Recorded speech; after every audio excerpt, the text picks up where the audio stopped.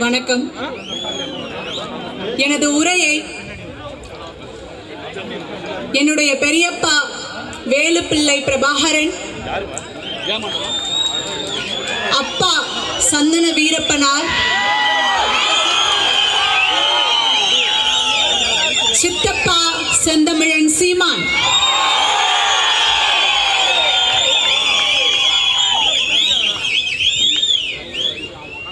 இவர்களின் பெயரில் இந்த உரையை ஆரம்பிக்கிறேன்.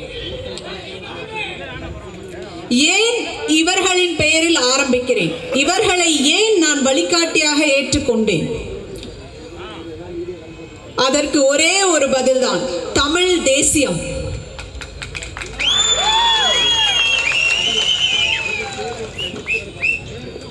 எனது அருமை கிருஷ்ணகிரி தாய்மார்களே, தந்தைமார்களே, தமிழ் தேசியம் என்றால் என்ன? தமிழ் தேசியம் என்றால் உயிர்மை காப்பு, உயிர்மை வளர்ப்பு. அதாவது அனைத்து உயிர்கள், மனிதர்கள் பார்த்தீங்கன்னா ஜாதி, மனம், மொழி, இனம் இப்படி பிரிஞ்சிருக்காங்க. அதுக்குள்ள நான் வரல. மனிதர்கள் மரம், செடி, கொடி, மண், மழை, நீர், இது எல்லாத்தையும் காப்பது, இது எல்லாத்தையும் வளர்ப்பது, அதுவே தமிழ் தேசியத்தின் நோக்கமாகும். இது எனது உயிர், எனது ஆத்மா, என் குலதெய்வம் தந்தையார் ஏற்றுக்கொண்ட ஒரு நோக்கம். இதை ஏற்று இந்த மண்ணில் உள்ள மக்களுக்கு எப்படியாவது நான் இந்த மக்களுக்காக நின்ற மாட்டேனா அப்படின்னு கடைசி மூச்சு வரை, ஏன் அவர் இருக்கும்போது கூட அந்த எண்ணத்தை எண்ணிக்கொண்டே வேதனையில் இருந்திருப்பார். இப்ப நான் ஏன் அரசியலுக்கு வந்தேன்னு சொல்றேங்க.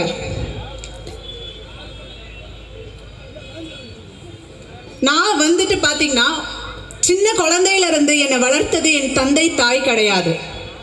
ஒரு சமூகம் வளர்த்த குழந்தை. ஒரு சின்ன கிராமத்துல அங்க உள்ள தாய்மார்கள், தந்தைமார்கள் வளர்த்தாங்க. இப்படிப்பட்ட போராளி பெண்ணை நாங்கள் வளர்க்கிறோம் என்ற அந்த ரெஸ்பான்சிபிலிட்டி அவங்க எடுத்துக்கிட்டு எனக்கு கல்வி, இருக்கும் இடம், சாப்பாடு, நீர் எல்லாத்தையும் கொடுத்து என்னை காத்து வளர்த்தார்கள். இதே என் தந்தைக்கு அந்த காலத்துல கரெக்டா கிடைச்சிருந்ததுன்னா, இந்த செயலிழந்த கவர்மெண்ட் அன்னைக்கு என் தந்தைக்கு கொடுத்திருந்ததுன்னா, இப்படி ஒரு சகாப்தத்தை என் தந்தை நடத்தி காமிச்சிருக்க வாய்ப்பில்லை. இப்படி ஒரு கவர்மெண்ட், செயலிழந்த கவர்மெண்ட் இப்படிலாம் மக்களுக்கு கொடுமை பண்ணியிருக்காங்க அப்படின்ற உதாரணம் என் தந்தையின் ஆயுதம் ஏந்திய போராட்டம்.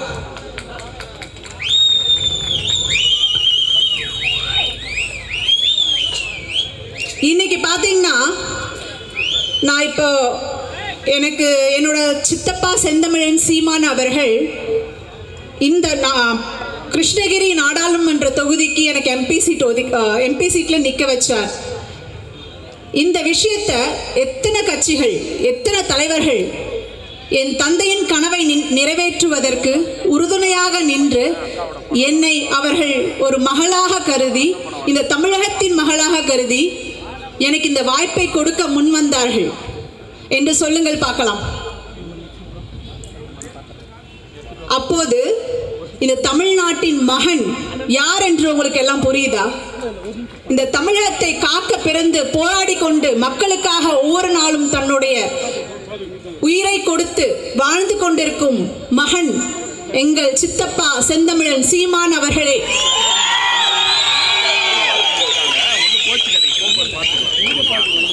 அப்ப கண்டிப்பா வனக்காவலருடைய மகள் இனக்காவலர் அவர்களுடைய மகனோடு தானே இருக்கணும். அதுதானே நியாயம்.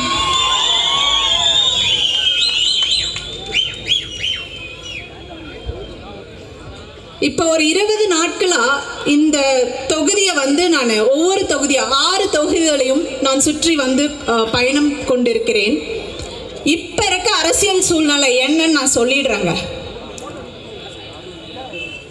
சிற்று ஊர்களில், கிராமங்களில் நம்ம போறோம் அப்படின்னா ரோடு வசதி இல்லை, ஒகேனக்கல் குடிநீர் திட்டம் என்று ஒன்று கொண்டு வந்தார்கள். அது எங்கும் இயங்குவதில்லை. இத்தனை நீர்நிலைகள் பக்கத்தில் இருக்கு. ஒகேனக்கல் இருக்கு, தென்பெண்ணையாறு இருக்கு, இங்க இத்தனை நீர், குளம், ஆறு, ஏரிகள் அத்தனை இருக்கு. அத்தனையும் அழிய வைத்து வேடிக்கை பார்த்து கொண்டிருக்கிறார்கள். சரியான ஒரு குவாலிட்டியான கல்வி இல்லை. ஏன்னா நம்ம முக்கால்வாசி ஜனங்கள் கவர்மெண்ட் ஸ்கூல்னால சேர்த்துறதுக்கு யோசிக்கிறோம். அடிப்படை தேவையான மருத்துவம் சரியா இல்லை. கொண்டு போய் நம்ம தனியார் மருத்துவமனையில தான் உயிர் காக்கிற சூழ்நிலையில சேர்த்துற நிலைமையில இருக்கும். ஒரு கவர்மெண்ட்னா என்னங்க? ஒரு கவர்மெண்ட்னா மக்களுக்கு இலவசம் கொடுப்பவர்கள் கவர்மெண்ட் கிடையாது. மக்களுக்கு 1000-500 ஓட்டு போடுற முன்னாடி நாள் வந்துட்டு கரண்ட் ஆஃப் பண்ணிட்டு பணம் பட்டுவாடா பண்ற ஒரு கவர்மெண்ட் கவர்மெண்ட் கிடையாது. அது திருட்டு கும்பல். அது பேர் என்னது? திருட்டு கும்பல். ஒண்ணு நீங்க திருட்டு கும்பலை துரத்தி அடிங்க, இல்லைன்னா உங்க குழந்தைங்க உங்களையும் அடிப்பாங்க, அவங்களையும் அடிப்பாங்க. புரிஞ்சுக்கோங்க. ஏன்னா இந்த ஒரு திருட்டு கும்பல் கிட்ட நம்ம நாட்டை கொடுத்துட்டு எதைய காப்பாத்தி வச்சிருக்காங்க? மலையை அறுத்து எடுத்துட்டு போறாங்க, மணலை வாரி எடுத்துட்டு போய் விற்கிறாங்க. கல்வி தகுதி குழந்தைகள் படிச்சு முடிக்கிறாங்க, வேலை கிடைக்கிறது இல்லை, நல்ல ஆகாரம் கிடைக்கிறது இல்லை, நோய்வாய்ப்பட்டு நம் வாழ்க்கை முழுவதும் போகுது. மனநோய். வளரும் குழந்தைகளுக்கு நல்ல கல்வி, நல்ல அறிவு, நல்ல சூழல் ஏற்படுத்தி கொடுப்பது தான் ஒரு கவர்மெண்ட். ஏன்னா கவர்மெண்ட்னா ஒரு கடவுள் அப்படின்றது தான் உண்மை. நான் அதை தெளிவா சொல்லுவேன். ஏன்னா எங்க ஊர்ல பாத்தீங்கன்னா இத்தனை பாதிப்புகள் நிகழ்த்தியது ஒரு கவர்மெண்ட் தான். அங்க அவர்கள் கடவுளாக தான் நீங்கி இருக்கார்கள். ஆனா அவங்க இத்தனை பாதிப்பை பண்ணிட்டு எந்த ஒரு தயக்கமும் இன்றி, எந்த ஒரு வேதனையும் இன்றி அதை ஒரு பெரிய ரெஸ்பான்சிபிலிட்டியாவே எடுத்துக்காம இது வரைக்கும் ஓட்டிட்டு இருக்காங்கல்ல. மக்கள் அவங்க எப்படி பார்த்துட்டு இருக்காங்க? உயிரா பார்க்க கிடையாது, ஒவ்வொரு மனிதரனையும் ஓட்டா பார்த்துட்டு இருக்காங்க. அப்ப நம்ம ஓட்டு போடும்போது நம்ம என்னென்ன ஓட்டு போடணும்? ஓட்டோட முக்கியத்துவம் என்னன்னு புரிகிறதா? உங்கள் உயிர் தான் அவங்க ஓட்டா பார்க்குறாங்க. அதை தயவு செஞ்சு புரிஞ்சுக்கோங்க. இங்க வர எம்பி, எம்எல்ஏ எல்லாரும் என்ன நினைக்கிறாங்க? வந்தனா சம்பாதிக்கலாம், நான் வளரலாம், என் குடும்பம் வளரலாம், என்னை சார்ந்திருந்தவர்கள் வளரலாம். ஆனா வீரப்பன மகளாகிய நான் வருகிறேன். அரசியல் என்பது நான் வளர்வதல்ல, என் குடும்பம் வளர்வதல்ல, என்னை சார்ந்திருந்தவர்கள் வளர்வதல்ல, சமுதாயம் வளர்வது. அரசியல் என்பது மக்கள் சேவை. இதை நான் சாதிச்சு காமிக்கல என்று இதை நான் ஒவ்வொரு அரசியல்வாதிகளுக்கும் பாடம் எடுக்க ஆரம்பிக்கிறேனோ அன்று புரியும் என்னுடைய சித்தப்பா ஏன் இன்னைக்கு எனக்கு இந்த ஒரு வாய்ப்பை ஏற்படுத்தி கொடுத்தாருன்னு. இன்னைக்கு கேட்குறாங்க, இது வரைக்கும் எங்கே போனாங்கன்னு தெரியல, எங்கள் அப்பா வச்சு எத்தனையோ கட்சி அரசியல் பண்ணிட்டாங்க, இன்னைக்கு அவரோட மகளாகிய நான் வந்துட்டேன். வந்தோன்னு சொல்கிறாங்க கிரிமினல் பேக்ரவுண்டுன்றாங்க. இதை மரத்தை வெட்டினார், யானையை கொன்னாருன்றாங்க. சரி, மரத்தை வெட்டினார், யானையை கொன்னார், கிரிமினல் பேக்ரவுண்ட் எல்லாமே சரி. இப்படி பேசுறீங்கல்ல, இத்தனை அரசியல்வாதிகளுக்கும் ஒரு தெம்பு, திராணி, தைரியம் இருந்தா உங்களோட சொட்டு பட்டியலை வெளியிடுங்கட பார்ப்போம். நான் வெளியிட தயார். இதுலயே தெரியலையா என் தந்தையின் வாழ்க்கை எவ்வளவு ஒரு நேர்மையான ஒரு வாழ்க்கை, எப்படி மக்களுக்கு அவர் போன பாதை தடமாறி இருக்கலாம், தடமாற்றப்பட்டு இருக்கலாம், ஆனால் அவர் கடைசி மூச்சு வரைக்கும் தான் எடுத்த கொள்கைக்கும் தான் மக்களுக்கு நிற்க வேண்டும், மக்களுக்கு அரணாக நிற்க வேண்டும் என்ற எண்ணத்தில் சாகும் வரை அதை கடைபிடித்து வாழ்ந்த ஒரு உயர் தெய்வம் அவர். அப்படிப்பட்ட ரத்தத்துக்கு பிறந்துட்டு எப்படி நான் கேள்வி கேட்க மாட்டேன்னு நீங்க நினைச்சீங்க?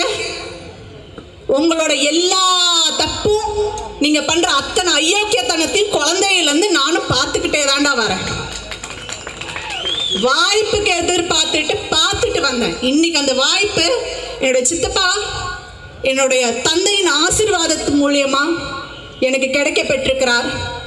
இந்த நிமிஷத்துலேருந்து நான் இன்னைக்கு உங்களோட மக்களின் பிரதிநிதி. அதாவது பார்த்தீங்கன்னா எங்களோட கிராமத்தில் நடந்த விஷயங்களை நான் சொல்கிறேன். நம்ம வாழ்வது வந்துட்டு ஒரு அரசாங்கத்தின் கீழ் தான். அந்த அரசாங்கம் என்னென்ன பண்ணாங்க தெரியுங்களா? ஒவ்வொரு பெண்களின் வாழ்க்கையையும் முடித்து விட்டார்கள். அங்க ஒவ்வொரு பெண்களும் பாதிக்கப்பட்டாங்க, கற்பழிக்கப்பட்டாங்க, குழந்தைகளை விடல. ஒவ்வொரு வீட்டு தலைவனையும் கொண்டு போயிட்டு கொன்னாங்க. ஒவ்வொரு வீட்டில் இருக்க அண்ணன் தம்பிகளை கொண்டு போயிட்டு கொன்னாங்க. ஆனா இது வரைக்கும் அதுக்கான நியாயம் கிடைக்கல. நான் சும்மா விடுவேன்னு நினைச்சீங்களாடா? காலம் எனக்கு கை கொடுக்கும். என் தந்தையின் உயிர், என் தந்தையின் எண்ணம், என்ன ஓட்டம் என்னை சுற்றியே தான் இருக்கு. அதை மறந்துடாடுங்க.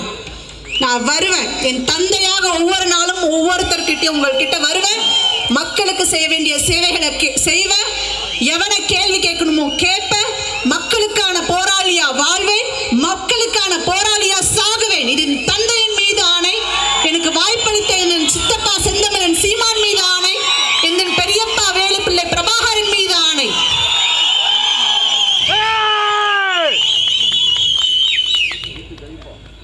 இதற்கும் மேல் நீங்க யோசிச்சுக்கோங்க. எனக்கு மைக்கு சின்னத்துல ஓட்டு போடணுமா வேண்டாமான்றத நீங்களே முடிவு பண்ணிக்கோங்க. என்னைக்கா இருந்தாலும் வீரம் பெற்ற பெண்ணாகிய நான் கோழை ஆக மாட்டேன் மக்களே.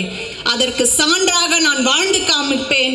இங்க உள்ள ஒவ்வொரு மக்களின் வாழ்க்கையை வென்றெடுத்து அவர்களின் கஷ்டங்கள் கவலைகளை எல்லாம் போக்கி உங்களின் மகளாக, உங்கள் வீட்டு பிள்ளையாக, உங்களின் தங்கையாக உங்க கூட துணை நின்று உங்களுக்கு சேவை ஆற்றுவதே என் வாழ்க்கையின் முழு நோக்கமாக எடுத்துட்டு இங்க நான் நின்றுட்டு இருக்கேன். இது யாராலையும் தடுக்க முடியாது. அதே போல் என்னுடைய சித்தப்பா செந்தமிழன் சீமான் அவர்கள் கூடிய சீக்கிரம் இந்த நாட்டினுடைய சிஎம் ஆகத்தான் போறாரு. அவர் நடத்தும் வழியில் இந்த மக்களுக்கான சேவை தொடங்கத்தான் போகுது.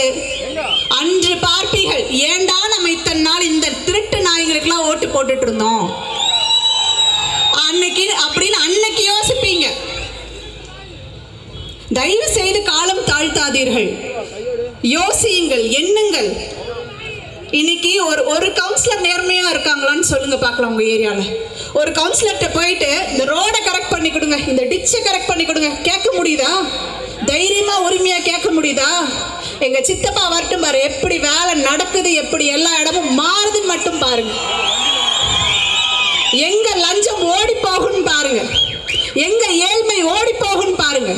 எப்படி நம் மண்ணின் குழந்தைகள் அறிவாளியாக, அறிவில் சிறந்தவர்களாக, ஒழுக்கத்தில் சிறந்தவர்களாக வளர்க்கப்பட ஒரு சூழல் ஏற்படும்னு பாருங்க.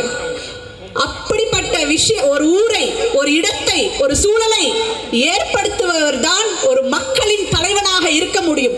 அந்த தகுதி இப்ப தமிழ்நாட்டில் என்னுடைய சித்தப்பாவை தவிர வேற யாருக்குமே கிடையாது. இதை நான் சத்தியமிட்டு சொல்றேன். தயவு செய்து உணர்ந்து கொள்ளுங்கள். ரொம்ப லேட் பண்ணீங்கன்னா கடைசியா உங்களோட பிள்ளைகள் ஏண்டாப்பா ஏமா என்னை இப்படி இந்த மாதிரியான அயோக்கியர்கள் கிட்ட அடமானம் வச்சு என் வாழ்க்கை இப்படி பண்ணிட்டீங்க. ஒரு ரூம்குள்ள வாழ வேண்டிய சூழ்நிலை, நிம்மதியா மூச்சு விட முடியல, ரோட்ல போனா நல்ல தண்ணி கிடைக்கல, எவ்வளவோ காசு கொடுத்தாலும் நல்ல சோறு கிடைக்கல. எதற்கு நம்மளோட குழந்தைகளுக்கும் அடுத்த சந்ததியினருக்கும் இந்த மாதிரி ஒரு சிறை நாடா? இது சுதந்திரம் பெற்றுச்சுன்னு தான் பேரு. ஆனா இன்னும் நம்ம ஏழ்மையில இருந்து சுதந்திரம் கிடையாது. நம்மளுடைய ஒவ்வொரு நாளும் காலையில எழுந்திரிச்சதுல இருந்து நைட்டு தூங்க போற வரைக்கும் நம்ம படுற கஷ்டம்.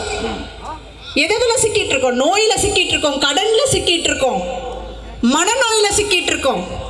இதுல இருந்தெல்லாம் விடிவு கிடைக்கும்னா எப்படி? நீங்க உழைச்சு உழைச்சு உழைச்சு டாக்ஸ், உங்க டாக்ஸ் தான் இந்த கவர்மெண்ட் இயங்கிட்டு இருக்குது. இப்படியே அடிமாட்டு விலைக்கு 1500 ரூபாய்க்கு போயிடுறீங்களா விலைக்கு? சிந்தியுங்கள், தயவு செய்து சிந்தியுங்கள். ஆகவே உங்கள் அனைவரது உறுதுணையோடு வழிகாட்டுதலோடு நீங்க கண்டிப்பா என் தந்தையை நினைச்சு ஓட்டு போடுவீங்கன்றது எனக்கு தெரியும். என்னை விட்டு கொடுக்க மாட்டீங்க, இந்த மண்ணின் மகள் என் தந்தையார் வீரப்பனுடைய மகளை விட்டு கொடுக்க மாட்டீங்கன்ற நம்பிக்கை எனக்கும் இருக்கு, என் தந்தைக்கும் இருந்தது.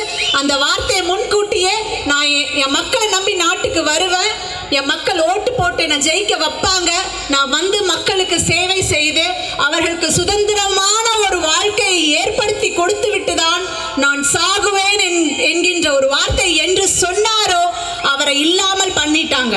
ஆனா இன்று ஒரு இயற்கையின் கட்டாயமாக, இயற்கையின் நியதியாக, என் தந்தைக்கான நியதியாக உங்களுடைய மகளாகிய நான் உங்க முன்னாடி இன்னைக்கு வந்து நின்றுட்டு இருக்கேன். நீங்க கண்டிப்பா சப்போர்ட் பண்ணுவீங்கன்ற நம்பிக்கை எனக்கு இருக்குது. பிள்ளையை நீங்கள் ஓட்டு போட்டு நாடாளுமன்றத்தை நோக்கி அனுப்புங்கள். உங்களுக்காக அங்கு நான் கர்ஜிக்கிறேன். இங்கு அதற்கான போராட்டங்கள் எனது தம்பிகள் ஒவ்வொரு விஷயத்துக்கும் பண்ணி உங்களுக்கான எல்லா ரைட்ஸையும் உங்களுக்கு கூட்டிட்டு வந்து சேர்த்தல கண்டிப்பா செய்வார்கள். என்னோட சித்தப்பா அதுக்கு உறுதுணையா இருந்து எல்லாத்தையும் நடத்தி கொடுப்பாங்க.